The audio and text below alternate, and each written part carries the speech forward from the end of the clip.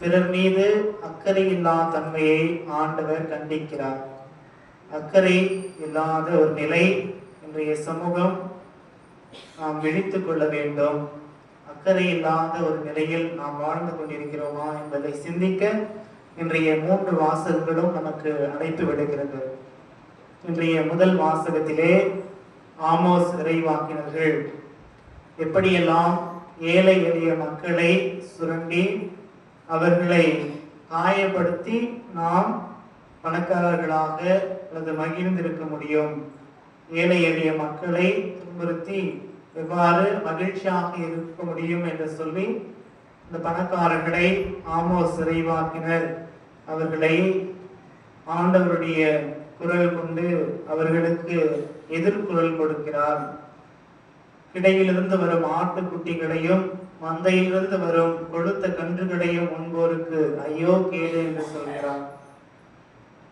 அதே போல பணக்காரர்கள் தங்களுடைய சுயநல போக்கோடு தான் நன்றாக இருந்தால் போதும் என்ற, என்னுடைய உடல்நிலை சரியாக இருந்தால் போதும், நான் நன்றாக படித்தால் போதும் என்ற சுயநலத்தோடு ஒரு போக்கு இருந்ததனாலே இந்த ஆமோஸ் இறைவாக்கினர் ஐயோ உங்களுக்கு கேடு என்று அவர்களை எச்சரிக்கின்றார்கள்.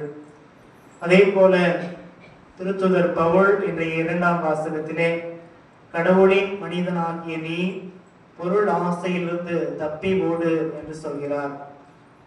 மற்றவர்கள் மீது நாம் அக்கறை பட வேண்டும் என்றால் புனித பவுல் நமக்கு சொல்வது அனைத்து ஆசைகளுக்கும் பொருள் ஆசையே அடிப்படையாக இருக்கிறது. ஆகவே நாம் இந்த பொருள் ஆசையிலிருந்து தப்பி ஓடி நீதி, இறைப்பற்று, நம்பிக்கை, மன உறுதி, பணிவு இப்படிப்பட்ட நற்பண்புகளை நமதாக்கி கொள்ள வேண்டும்.